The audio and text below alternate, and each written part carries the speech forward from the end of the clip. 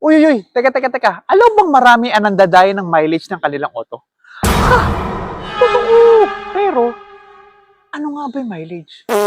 Mileage are the numbers you found on the cluster gauge. These are the numbers that tells you how far the car has been driven. And most of the car parts have a lifespan that depend on the mileage. Kaya, dapat tama ang mileage ng otong sinasakyan mo.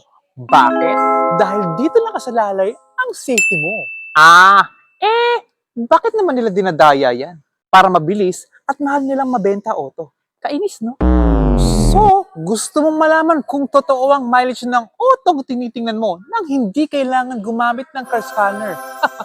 Halika, tuturo ko sa iyo. Tingnan natin yung gulong. Ang pinakabugbog na pyesa, exposed sa init, ulan, at iba't ibang kondisyon ng kalsada. On average, tires last 40 to 60 kilometers or 4 to 6 years of use. Depende sa iba't ibang kondisyon. Ibase naman natin dyan ang gulong nitong 2024 Suzuki XL7 na may 16,000 mileage. Tingnan mo, stock ang gulong, makapal pa, at may 4th week of August year 2023 na production date. Match naman, di ba? Tara, pasok tayo. Pero bago tayo sumakay, tingnan natin yung gilid ng upuan. Isa pa to, sa pinakagamit na parte, ang upuan. At yung gilid, madalas dinidiinan kapag sinasakyan at inupuan kapag tinatambayan. Kaya, dapat yan ay makanto, matambok, at pantay ang hugi sa kabilang side ng upuan. I-check mo din baka malaki ang sumasakay. Yuko naman tayo ng onti lang. Tingnan natin yung brake and gas pedal. Isa pa to. Bilib ako sa'yo kapag namaneho mo yan nang hindi mo tinatapakan yan. Sa low mileage na auto, dapat hindi yan upod. At ang dulo, dapat makanto. Punasan natin. Tingnan mo. Matulis pa ang kanto, di ba? Dahil kapag hindi, tingnan naman natin yung steering wheel at yung shift knob. Isa pa din to. Di mo naman siguro madadrive ang auto nang hindi mo hahawakan yan.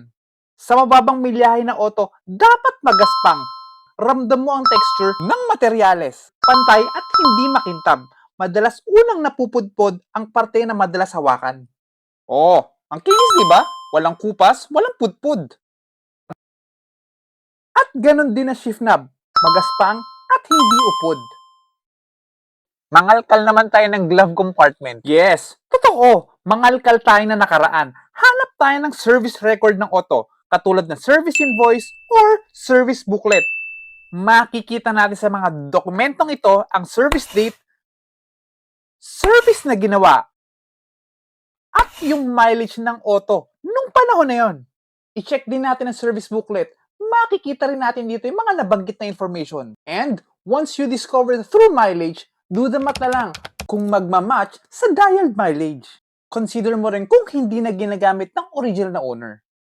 Hanap tayo ng service reminder sticker. Yes, may mga service provider na naglalagay ng service reminder sticker. Makikita dito yung service date, next service date, at yung mileage ng araw na yan. Nakadalasang makikita sa gilid ng pinto, sa gilid ng engine bay, o sa baterya.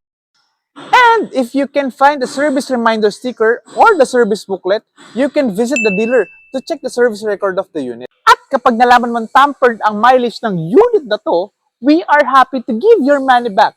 Promise yan. Mukha namang match yung kondisyon ng unit sa mileage, diba? Ano pang hinihintay mo? Uwi mo na to.